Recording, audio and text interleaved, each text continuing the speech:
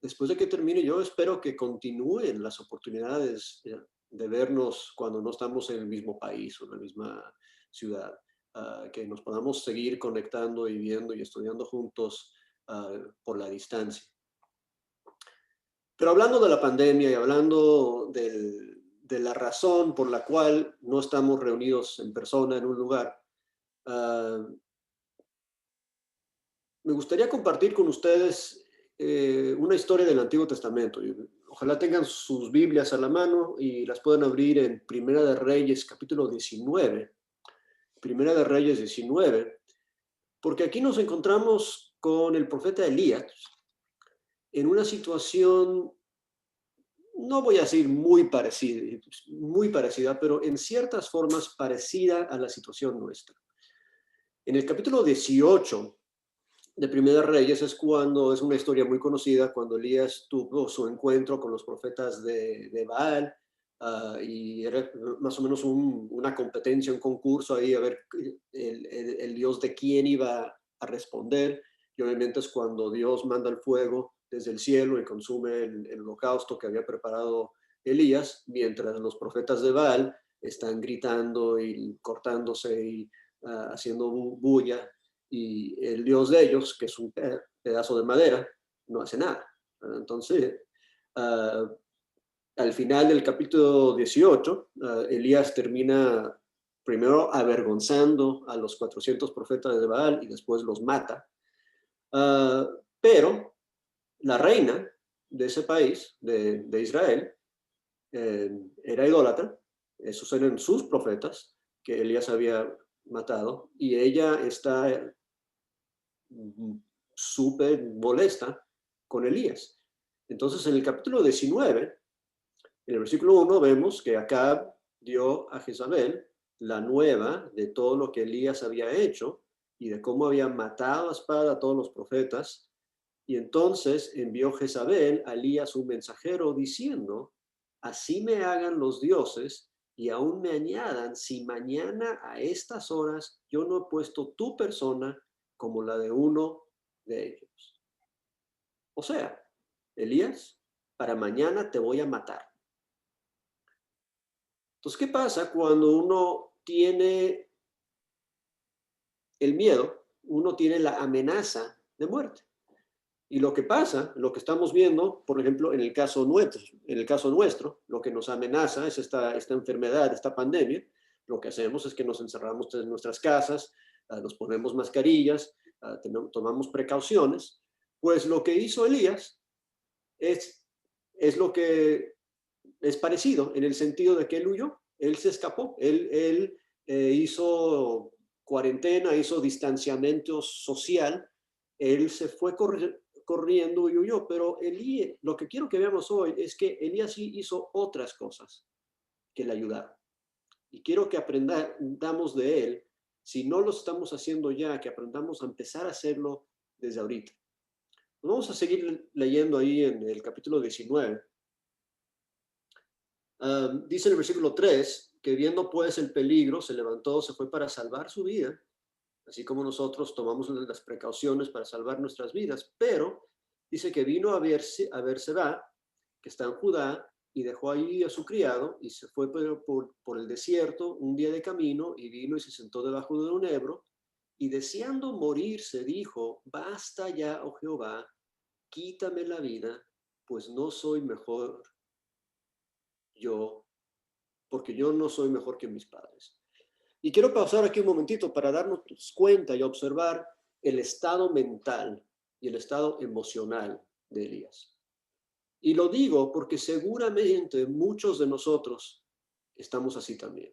O sea, después de 10 meses de pandemia, después de 10 meses de no reunirnos en persona, después de 10 meses de no vernos las caras los unos a los otros, en muchos casos, estamos deprimidos, estamos decaídos, estamos tristes. Fíjense lo que pasa después. Se echó debajo de un enebro, versículo 5, se quedó dormido. ¿Y qué pasa? Le llega un ángel y le toca. Cuando Dios ve a su pueblo, cuando Dios ve a su siervo, cuando Dios ve a su gente en ese estado, Dios le envía ayuda. En el que se acordarán de Jesús en el huerto, cuando él pidió a Dios que pase de él esta copa, Jehová le envió un ángel para fortalecerlo. Y aquí Elías está asustado y está deprimido, y Dios le envía un ángel que le toca y que le dice, levántate y come. Y entonces él miró y ahí a su cabecera una torta cocida sobre las ascuas y una vasija de agua, y comió y bebió y se quedó dormido otra vez. Y volvió otra vez el ángel de Jehová una segunda vez, en el versículo 7, le toca otra vez y le dice, levántate y come, porque el largo camino te resta. ¿Por qué le envía un ángel a Elías? Para fortalecerle, para alimentarle, porque tiene un camino largo adelante. Y lo que quiero que nos enfoquemos más que nada, aquí al comenzar, es el camino a dónde. ¿A dónde es que él terminó yendo? Dice el versículo 8 que se levantó, comió, bebió, fue fortalecido con aquella comida y caminó 40 días y 40 noches. Más de un mes. Es el aguante. Estamos aquí en esta pandemia por 10 meses. Él viajó por 40 días. ¿Pero hasta dónde? O sea, y lo interesante y lo importante para nosotros es que si tienes un maratón que estás viviendo, en el caso de él, un viaje de 40 días, es bien frustrante si viajas por 40 días, pero no sabes para dónde vas ni a dónde vas a llegar. Y si estamos sufriendo por esta pandemia por 10 meses, es bien frustrante si no sabemos para dónde vas o cuál es nuestro destino. Pero ¿cuál fue el destino de Elías? Versículo 8 al final nos dice, hasta Horeb, el monte de Dios. Ahora, Horeb es otro nombre para un monte que conocimos con otro nombre en Éxodo. Es el mismo monte, lo conocemos también como el monte Sinaí. Es el mismo monte donde Moisés se encontró con Dios en la zarza ardiente. Es el mismo monte donde Moisés regresó con el pueblo después del Éxodo, y Moisés subió ese monte para recibir no solamente los 10 mandamientos, pero también para ver la gloria del Señor. El monte de Dios. Elías no está huyendo solamente para huir. Elías, cuando está estresado, cuando está asustado, cuando está perseguido, Elías buscó la presencia de Jehová. Y el primer consejo que les quiero dar de esta historia es ese mismo. En nuestros momentos difíciles, en nuestros momentos de dificultad, en nuestros momentos de preocupación, tenemos que buscar la presencia de Jehová. Tenemos que hacer el esfuerzo. No importa si te tardas 40 días para llegar, busca la presencia de Jehová. Pero la historia continúa. Dice que se mete en una cueva, ahí en el monte, versículo 9, pasa la noche y viene la palabra de Jehová a él. Y vamos a brincar un poco abajo y vamos a regresar aquí a la conversación, porque lo que es interesante de esta historia es que viene la palabra de Jehová a él, le pregunta algo, Elías le contesta, pero después Dios como que le interrumpe y dice, vamos a empezar de nuevo, ¿ok? Porque le hace una pregunta al final del 9, Elías le contesta en el 10, pero después en el 11 le dice Jehová a Elías, mira, tú sal fuera y ponte en el monte delante de Jehová. Y aquí Jehová que pasaba, y en un grande y poderoso viento que rompía las montes y quebraba las peñas delante de Jehová, pero Jehová no estaba en el viento. Y tras el viento un terremoto, pero Jehová no estaba en el terremoto. Y tras el terremoto un fuego, pero Jehová no estaba en el fuego. Y tras el fuego un silbo apacible y delicado. Y cuando lo oyó Elías, cubrió su rostro con su manto y salió y se puso a la puerta de la cueva. Y aquí que vino una voz diciendo, y se repite la conversación del 9 y el 10. Pero ¿cuál es la diferencia entre el 9 y el 10 y el 13 y el 14? Las palabras son las mismas, la conversación es idéntica, pero Dios tuvo que hacer algo para agarrar bien la atención de Elías. Y me llama mucho la atención la forma que lo hace. Y es un buen truco que podemos aprender del mismo Dios, ¿verdad?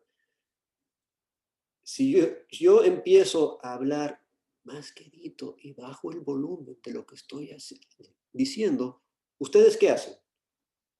Se acercan a sus aparatos, suben el volumen, inclinan los oídos para oír mejor. ¿A poco no? Si tú estás hablando con alguien y alguien empieza a hablar más quedito, pues te tienes que acercar más para oír.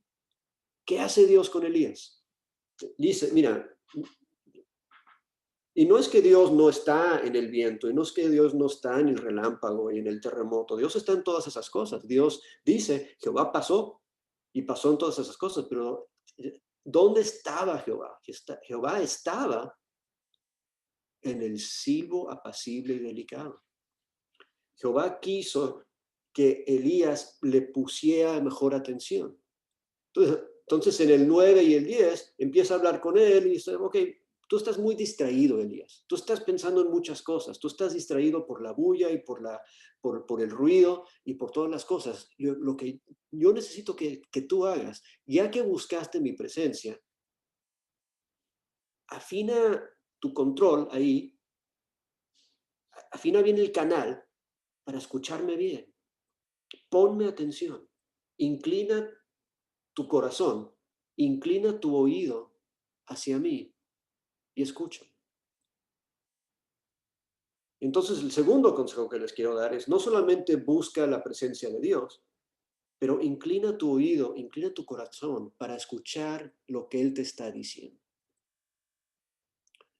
Ahora, ¿cuál era la conversación? Y vamos a ver eso ahora. Entonces, lo podemos leer en el 9 y el 10 o en el 13 y el 14, es la misma conversación. Empieza con una pregunta, y es una pregunta bien sencilla que Dios le hace a Elías y que yo te hago a ti ahorita. ¿Qué estás haciendo? ¿Qué haces aquí? Ahora, pongámonos en el lugar de Elías. Elías era un profeta de Dios enviado por Dios para hacer un trabajo. Y ahora Elías está en el desierto, está en otro país, escondido en una cueva. Y Dios le dice, ¿qué estás haciendo aquí? ¿Qué estás haciendo? Y podemos poner el énfasis en el aquí, o en el haciendo, o en Elías. O sea, ¿tú qué es lo que estás haciendo y qué estás haciendo aquí? Y la pregunta para cada uno de nosotros, porque a veces nos encontramos en esta cuarentena, nos encontramos encerrados en nuestras casas y pensamos, bueno, ahorita tengo que poner en pausa el Evangelio, tengo que poner en pausa mi obra para el Señor. Y Dios nos está preguntando, oye, ¿qué estás haciendo? Porque sí, simplemente porque no puedes salir a la calle no significa que no puedes servir a Dios. No significa que no puedes animar a tus hermanos y tus hermanas. No significa que no puedes levantar el teléfono, usar el WhatsApp o comunicarte así por Zoom para ser de bendición a los demás. ¿Qué estás haciendo? Esa era la pregunta de Dios para Elías. Y Elías contestó todo, pobre Elías, no es que he sentido un vivo celo por Jehová, el Dios de los ejércitos, porque los hijos de Israel han dejado tu pacto, han derribado tus altares, han matado a espada a tus profetas, y yo solo he quedado y me buscan para quitarme la vida. El problema, la depresión de Elías era porque se sentía solo, porque se sentía solo. Y la primera cosa que Dios quiere que él sepa es que no está solo, que está con Jehová, ¿verdad? Y a veces nos sentimos aislados, nos sentimos solos, nos sentimos separados de nuestros hermanos y hermanas en Cristo. Y Dios nos dice, oye, yo estoy contigo. no estás solo. Pero no solo eso, no solo eso. Después de que Dios tiene la atención de Elías, y Dios ahora, él va a hablar con él. Ya le preguntó a Elías qué está haciendo, Elías ya le contestó. Versículo 15 en adelante es muy importante porque dice, y le dijo Jehová. Entonces esta es la receta médica de Dios para la enfermedad que tiene Elías. Y quiero que lo veamos al revés, nomás para ayudarnos a entender esto un poco mejor. Le dice dos cosas o 5 cosas, depende de cómo las quieres contar. Pero la segunda cosa que le dice, el versículo 18, es, tengo 7,000 otros cuyas rodillas no se han doblado ante Baal y cuyas bocas no le besaron. O sea, Elías, tu queja es que eres el único, y Dios le dice, no, Elías, yo tengo 7,000 otros que son que se mantienen fieles a mí.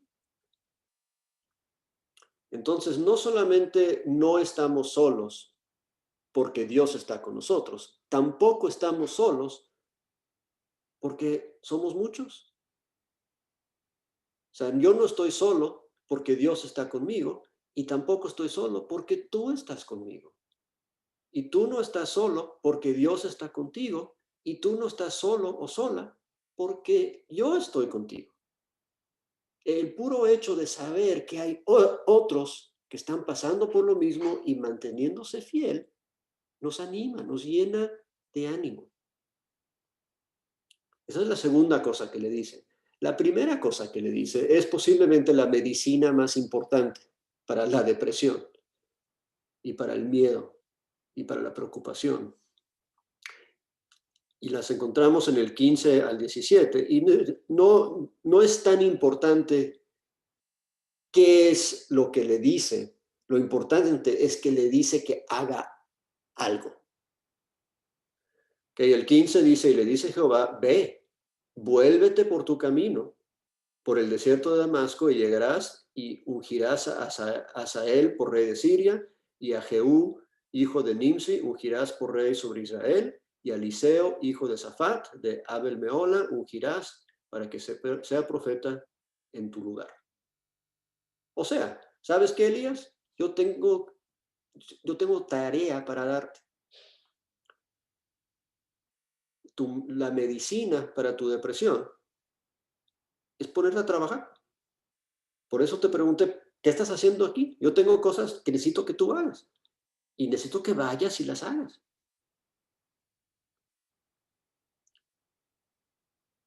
Y eso no es algo que solamente pasó entre Dios y Elías. ¿Se acuerdan? Por ejemplo, vamos un momentito a Marcos, capítulo 6. Jesús había enviado a los discípulos, los 12 discípulos, por 2 en 2, a predicar en el versículo 7 al 3. Después regresan de ese viaje misionero, donde seguramente habían tenido éxito, pero también seguramente habían sentido rechazo y dificultad.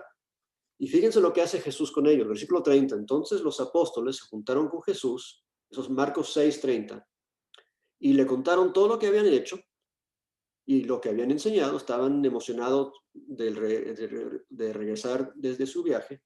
Y Jesús les dice, venid vosotros aparte a un lugar desierto y descansad un poco.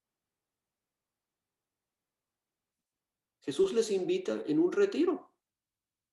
Imagínense que Jesús te invite a un retiro.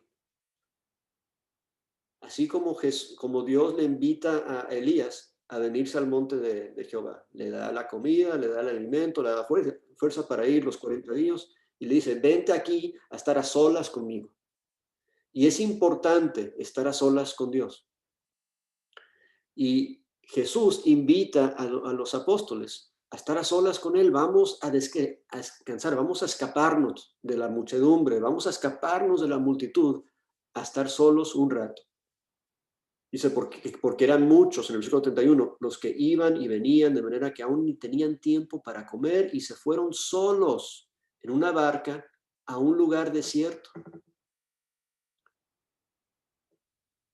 Y la pregunta aquí es, ¿cuánto tiempo duró el retiro al cual los invitó Jesús? ¿Y cuánto tiempo duró el retiro al cual Dios invitó a Elías? Se dan cuenta que con Elías, el momento que llega, Dios le dice, vete, porque tengo trabajo que necesito que tú hagas. Y estos, fíjense bien lo que pasa aquí. Salió Jesús y vio una gran multitud que se habían juntado ahí. Tuvo compasión de ellos, porque eran como ovejas que no tenían pastor, y comenzó a enseñarles muchas cosas. Y cuando ya era muy avanzada la hora, sus discípulos se acercaron a él y le dijeron, el lugar es desierto, la hora es muy avanzada, despídelos para que vayan, para que se vayan y se alimenten. O sea, Jesús, este es nuestro tiempo para estar a solas contigo. Este es el retiro al cual nos invitaste. Y respondiendo Jesús les dijo, dadles vosotros a comer. Jesús no tiene problemas en recortar el retiro cuando él ve la necesidad de hacer algo y poner a sus siervos a trabajar en esa necesidad. Lo hizo con Elías, le dice, Elías, necesito que hagas 3 cosas, ve y hazlas. Sé que acabas de llegar, es hora de irte a trabajar. Sé que los apóstoles están en un retiro con Jesús, pero no, hay cosas importantes que hacer, vamos a dedicarnos a hacerlas. Y eso es. Entonces, la receta médica del médico por excelencia, Dios, Jesús, cuando estás cansado y asustado y nervioso y preocupado y deprimido, la receta médica es 3 cosas o 2 cosas. No estás solo. No estás solo porque yo estoy contigo y porque tus hermanos están contigo. Y 2, ponte a trabajar. Ponte a hacer las cosas que yo te he enviado a hacer. Y Dios nos ha enviado a hacer muchas cosas. ¿Quieren un buen ejemplo de eso? Miqueas 6:8. Si queremos hablar de cosas en 3, Dios le dio a Elías 3 cosas que hacer. Aquí hay 3 cosas que tú y yo podemos hacer. Oh hombre, Él te ha declarado lo que es bueno y qué pide Jehová de ti. Solamente hacer justicia, amar misericordia y humillarte ante tu Dios. Tú puedes hacer eso en tu casa. Tú puedes hacer eso con el teléfono, en la computadora. Y si puedes salir con la mascarilla, también lo puedes hacer. El chiste es hacerlo. El chiste es reconocer que Dios quiere que nos pongamos a trabajar, que nos dediquemos a sus cosas. Y dedicándonos a sus cosas, nos vamos a esa depresión, esa preocupación, esa tristeza va a desaparecer solo, porque vamos a tener un propósito y vamos a estar realizando nuestro propósito. Entonces, para resumir, ¿ok? Cuando estamos atribulados, busquemos la presencia del Señor. Cuando estemos en su presencia, inclinemos nuestros oídos y nuestros corazones a escuchar su voz. Porque Él nos quiere decir que no estamos solos, porque Él está con nosotros. Él nos quiere decir que no estamos solos porque estamos juntos los unos con los otros. Y Él nos quiere decir que nos dediquemos a su obra, a trabajar en su viña. Y Él no tiene problemas en recortar el retiro para impulsarnos, para motivarnos a salir a trabajar. Hay una cosa más que quiero que pensemos para terminar. Hebreos capítulo 10, versículo 24 y 25. Siempre leemos esto cuando queremos regañar a alguien por no estar en las reuniones, pero quiero que pensemos un poco más a fondo de lo que está diciendo este pasaje. Dice, consideremos unos a otros para estimularnos al amor y las buenas obras. ¿Cómo vamos a estimularnos al amor y las buenas obras? ¿Cómo vamos a animarnos los unos a los otros a dedicarnos al amor y las buenas obras? Dice aquí, no dejando de congregarnos, como algunos tienen por costumbre, sino exhortándonos, y tanto más cuando veis que aquel día se acerca. Los días se están acabando. No tenemos una infinidad de días a nuestra disposición. Él va a regresar o nos vamos a morir. Nuestros días están numerados, están contados. El día se está acercando. Por tanto, ¿qué vamos a hacer? ¿A qué nos vamos a dedicar? Pues espero que yo te pueda exhortar y animar y estimular al amor y buenas obras. Y también espero que tú me puedas exhortar y animar y estimular a mí al amor y las buenas obras. Y lo hacemos. Si no lo podemos hacer congregándonos, lo podemos hacer llamándonos y hablándonos y texteándonos y whatsappeándonos. Hay muchas formas que nos podemos comunicar, pero con el propósito de estimularnos al amor y las buenas obras. Regresando a la historia de Elías, quiero dejarles con este pensamiento, ¿verdad? Hemos leído esta historia y nos hemos puesto en los zapatos de Elías, ¿verdad? El deprimido, el atribulado, el perseguido, el pobrecito Elías que todo el mundo quería maltratar, que necesitaba del consuelo y del aliento de Dios. Y está bien que nos pongamos en su posición. Pero hay otro grupo de personas que quiero que identifiquemos con ellos. Y esos son los 7,000 fieles que sirvieron como el aliento para Elías. Porque puede ser que tú no eres un profeta, un predicador, un ministro como Elías. Pero es suficiente que seas uno de los fieles, que Dios pueda presumir de ti a los demás para decir, mira, no estás solo, tengo otros.